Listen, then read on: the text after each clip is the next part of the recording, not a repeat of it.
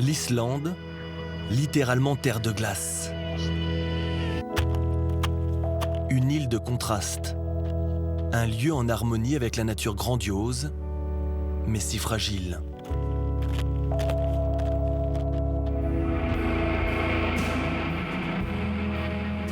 Jeff Mercier choisit le parc national de Skaftafell à l'est de l'île comme point de départ de son voyage au centre de la Terre.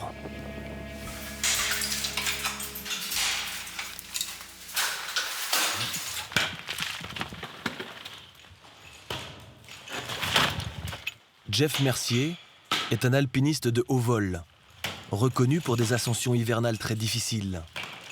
Sa spécialité, la glace, qu'il escalade avec des piolets et des crampons. Nous décidons de le rejoindre en plein cœur du Moulin, une quinzaine de mètres sous le glacier. C'est vrai que pour la majorité des gens, c'est un sport extrême parce qu'ils s'imaginent une cascade, que ça fond, que ça peut s'effondrer et que c'est aussi un support plutôt fragile. Avec l'expérience, on relativise ça et on réussit à le pratiquer en toute sécurité. Mais il faut quand même se rappeler que le risque est toujours très proche, que ce soit avec les avalanches ou les effondrements. Donc il faut toujours être très vigilant à ce qu'on fait.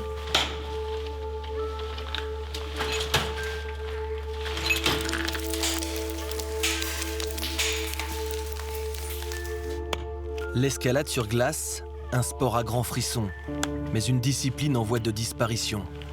Plus que jamais, la question de l'impact du réchauffement climatique sur la fonte des glaciers est posée. On a des secteurs en France qui ne se reforment plus du tout, ou alors très très rarement. Sur 2-3 journées, on va avoir une cascade qui va apparaître et qui va disparaître. C'est ça qui rend ce sport quelque part assez beau parce que, comme l'année dernière, on a eu peut-être que 15 jours ou un mois de bonne saison en France, t'en profites parce que tu sais que ça va pas durer. En Islande, les journées sont très courtes en hiver. À l'heure du goûter, il est déjà l'heure d'installer un bivouac pour la nuit.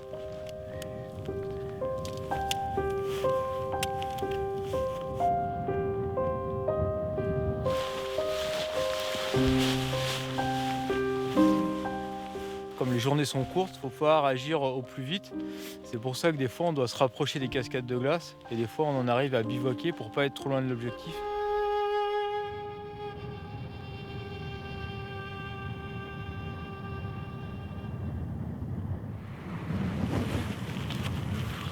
Marcher pendant des heures. Errer au beau milieu des crevasses.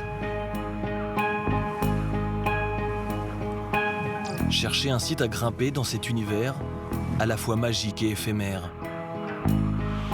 Et finalement, trouver cette grotte exceptionnelle. C'est un lieu incroyable pour la pratique de ton sport.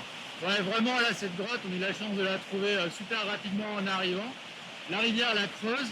Et là, on est sur quelque chose qui fait quasiment 50 mètres de profond, une dizaine de mètres de haut. Donc pour nous, c'est la structure idéale pour tenter l'escalade de ce plafond. Gravir une paroi glacée n'est jamais anodin.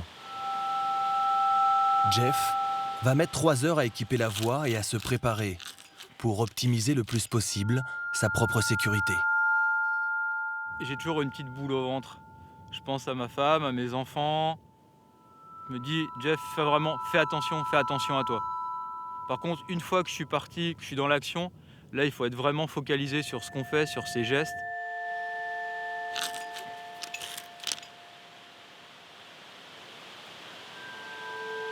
Jeff Mercier se lance dans une ligne à la fois esthétique et ultra physique.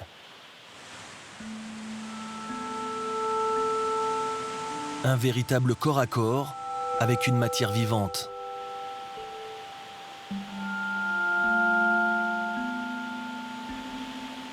Ici, la température est douce, proche de 0, condition idéale pour la pratique de l'escalade sur glace.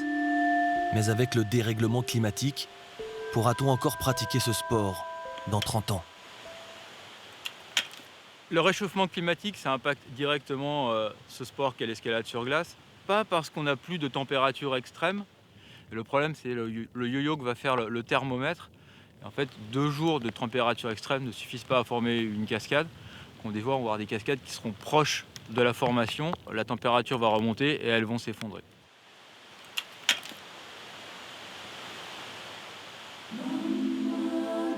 Les conséquences du réchauffement climatique sur les glaciers sont irréversibles. Chaque année, l'Islande perd 40 km² de ses fleuves de glace, l'équivalent d'une ville comme Lille. Les 269 glaciers islandais couvrent aujourd'hui 11% de la surface du pays. Dans moins de 2 siècles, ils auront tous disparu.